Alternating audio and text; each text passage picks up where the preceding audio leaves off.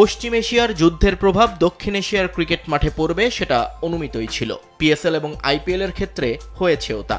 Indian premier লিগে এখন পর্যন্ত সরাসরি কোনো প্রভাব দেখা না গেলেও খরচ কমানোর অজুহাতে ইতোমধ্যে রং হারিয়েছে পাকিস্তান সুপার লিগ। কিন্তু এরপরও বিদেশি ক্রিকেটারদের কাছে পিএসএল এর আবেদন কমেনি এতটুকু। ইতোমধ্যে পাকিস্তান পৌঁছে গেছেন বাংলাদেশের 6 ক্রিকেটার মুস্তাফিজ, ইমন, শরীফুল, নাহিদ রানা, তানজিদ তামিম এবং রিশাদ হোসেন।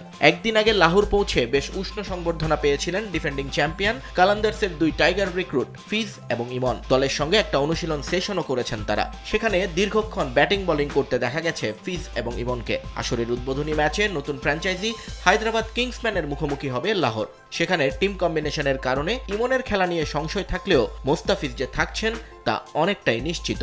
বাছাইকৃত লাল সরিষার দানা থেকে অত্যাধুনিক কোল্ড প্রেস মেশিনে তৈরি হয় প্রাণ সরিষার তেল, আসল ঝাঁঝে আসল স্বাদে।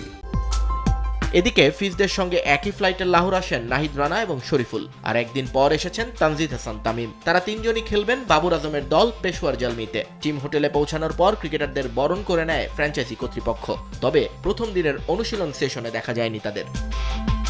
ভিসা জটিলতা কাটিয়ে দুবাই ট্রানজিটের পর আজ ভোরে লাহোর পৌঁছান আরেক বাংলাদেশি সেন্সেশন রিশাদ হোসেন। শেষ মৌসুমে লাহোর কালান্দার্সের হয়ে খেললেও এবার রিশাদকে নিলাম থেকে দলে টেনেছে নতুন ফ্র্যাঞ্চাইজি রাওয়ালপিন্ডি। টিম হোটেলে এই লেগ স্পিনারকে ফুল সংবর্ধনা দিয়েছে ফ্র্যাঞ্চাইজি কর্তৃপক্ষ।